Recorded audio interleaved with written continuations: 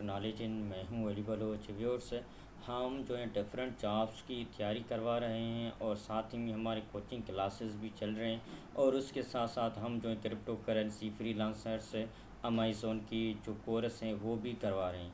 अगर आप हमारे कम्युनिटी ग्रुप का हिस्सा बनना चाहते हैं तो डिस्क्रिप्शन में तो ये व्हाट्सअप नंबर और स्क्रीन में भी आपको व्हाट्सअप नंबर नज़र आता होगा, आप मुझसे जो इसमें रब्ता कर सकते हैं।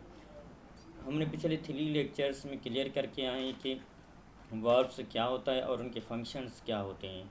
ठीक है, आज जो हम डिस्कस करने जा रहे हैं वो वर्ब्स के काइंड्स को हम डिस्कस करेंगे, जो कि वर्ब्स के टोटल 2 काइंड्स हैं, जिसको एक हम एक्सेलरी वर्ब कहते हैं एंड दूसरे को हम ऑर्डिनरी वर्ब कहते हैं। ये auxiliary verb and ordinary verb क्या होता है, तो चलिए चलते हैं आज का लेक्चर नंबर 4 स्टार्ट करते हैं हम। ऑक्सिलरी वर्ब, हेल्पिंग वर्ब या मॉडल वर्ब। देखें, जो वर्ड ऑक्सिलरी वर्ब है इसको आप हेल्पिंग वर्ब भी कह सकते हैं, इसको आप मॉडल वर्ब भी कह सकते हैं, इसको आप जो है हेल्पिंग वर्ब के साथ भी बुला सकते हैं। मतलब कि आप इन तीनों नाम से भी इसको पुकार सकते हैं। ठीक है, ऑक्सिलरी वर्ब क्या होता है? ऑक्सिलरी वर्ब वो होता है टेंसेस को पहचानने में हमको हेल्प देता है, जैसे कि is, am, are, was, were, have, has, been, ये एक ऑक्सिलरी वर्ब कहलाते हैं या इसे हम हेल्पिंग वर्ब भी कहते हैं। हेल्पिंग वर्ब मीन्स ये हमें हेल्प करते हैं को टेंसेस को पहचाने में, ये हमें हेल्प करते हैं कि ये कौन से टेंस का बात हो रहा है, किस ज़माने का बात हो रहा है, पास्ट का हो रहा है, फ्यूचर का हो रहा है या करंट टाइम का बात हो रहा है। तो इस हिसाब से ये हमारा बहुत ही हेल्प करता है। ठीक है, फॉर इसकी सबसे पहले हम डेफिनेशन को थोड़ा सा देख लें। यहाँ पे डेफिनेशन कह रहा है कि the verb that is show tense, ये वो वर्ब है जो टेंस को शो करे। मैंने आपको पहले ही बताया कि ये टेंस को शो करने के यानी टेंस को पहचानने के लिए हमें हेल्प करता है। ठीक है, मूड, मूड मीन्स सब्जेक्ट में भी इसको हम कर सकते हैं और to make the sentence negative, या तो हम उसको नेगेटिव में भी कर सकते हैं और इंट्रोगेटिव, या तो फिर हम इसको इंट्रोगेटिव में भी कर सकते हैं। इस कॉल्ड ऑक्सिलरी और मॉडल वर्ब, इसको हम जो है ऑक्सिलरी या मॉडल वर्ब भी कह सकते हैं। एक एग्जांपल तौर पे मैं आपके सामने एक एग्जांपल रखूं। फॉर एग्जांपल तौर पे मैं लिखूं यहाँ पे he is writing a letter. ठीक है, ये जो हमारा सेंटेंस नंबर 1 हो गया, ये हमारा सब्जेक्ट सेंटेंस हो गया कि हमें ये बता रहा है कि ये जो है एक लेटर लिख रहा है। ठीक है, इन अदर एग्जांपल पे अगर मैं लिख लूँ he is not writing a letter, वो लेटर नहीं लिख रहा है, ये हमारा क्या कौन सा सेंटेंस हो गया? नेगेटिव सेंटेंस हो गया। अगर मैं फिर से लिखूँ is he writing a letter, क्या वो लेटर नहीं लिख रहा है, ये हमारा सेंटेंस हो गया इंट्रोगेटिव।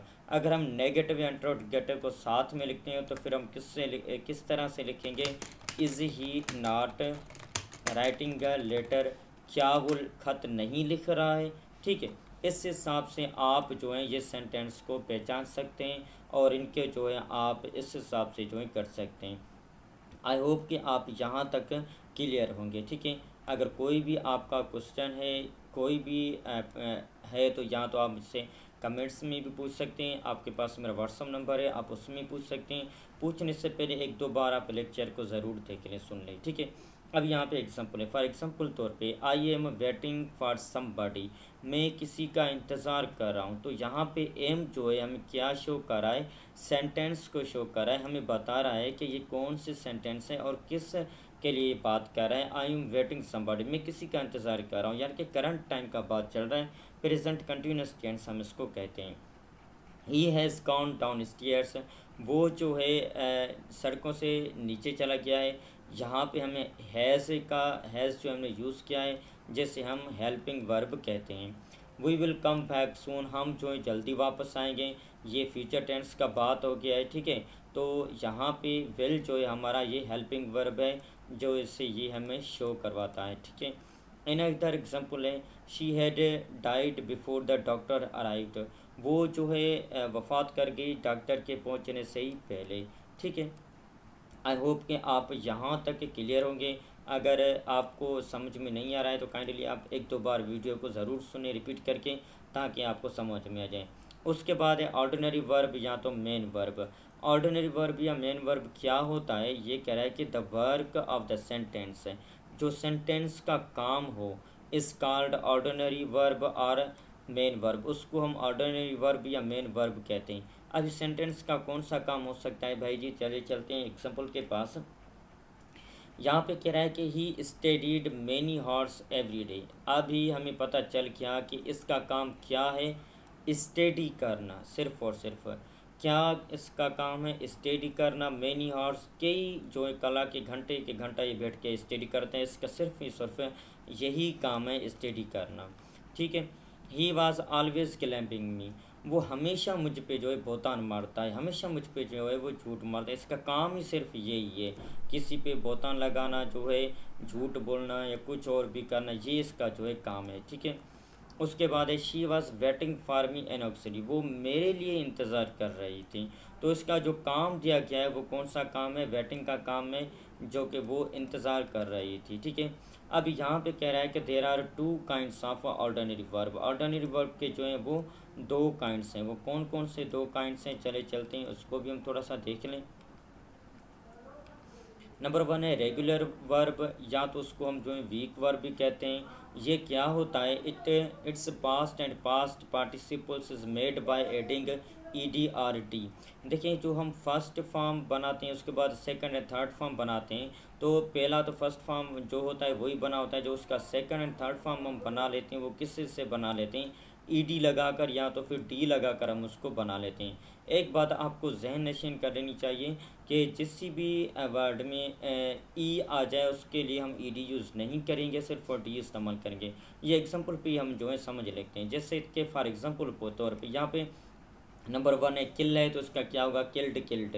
ठीक है। उसके बाद है अनदर एग्जांपल है लाइक है, तो फिर लाइक लाइट, यही मैं बात आपको जो है समझाने वाला था। यहाँ पे लाइक पे देखें ई है लास्ट में, तो इसकी सेकंड फॉर्म हम डबल ई नहीं लगाएंगे, एक ही सिर्फ डी लगाएंगे। ठीक है। लाइक लाइट, ठीक है, सेकंड एंड थर्ड फॉर्म में।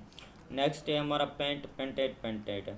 उसके बाद है when E D is using after these letters, जब भी इस लेटर्स के बाद P K S H C H G H it is pronounced as a T, तो हम उसको जो है प्रोनाउंस्ड एज अ टी के तौर पे करेंगे। वो किस तरह होगा, तो चलिए चलते हैं हम एग्जाम्पल के पास, ताकि हम एग्जाम्पल थोड़ा सा देखने पढ़ भी लें कि भाई जी ऐसा है भी या नहीं है।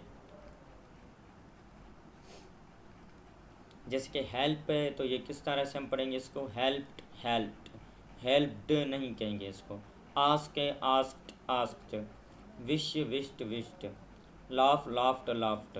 ठीक है। तो हम टी प्रोनाउंसिएशन इसको जो है निकालेंगे। अगर आपको नहीं समझ में आए तो काइंडली आप मुझसे ज़रूर कमेंट्स में पूछ लें, या तो फिर आप वीडियो को एक दो बार देख लें।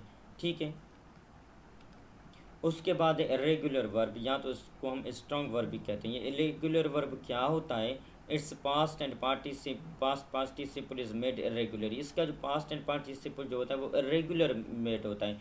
जैसे कि हमने पहले पढ़ा है कि लाइक लाइक्ड लाइक्ड, इस हिसाब से इनका जो है कोई भी फॉर्म कोई नहीं है, इसको ये रटाफिकेशन है। जैसे कि गो का बनेगा वेंट गान, अवे कवो कवेकन, come come come, cut cut cut, read read read, इस तरह से होगा। ठीक है। हमारा जो नेक्स्ट लेक्चर होगा वो होगा ऑब्जेक्ट पे, तो इंशाल्लाह ताला नेक्स्ट लेक्चर हम ऑब्जेक्ट पे ही डिस्कस करेंगे। मैं उम्मीद करता हूँ कि आज का लेक्चर आपके लिए बहुत ही हेल्पफुल साबित हुआ होगा। अगर आपको समझ में नहीं आया तो काइंडली आप वीडियो को ज़रूर दोबारा सुनें, और अगर आप हमारा ग्रुप एडमिशन का हिस्सा बनना चाहते हैं तो डिस्क्रिप्शन में दिए व्हाट्सएप नंबर पर मुझसे रब्ता कर सकते हैं। तब तक के लिए मुझे दीजिएगा इजाज़त। अल्लाह हाफिज़।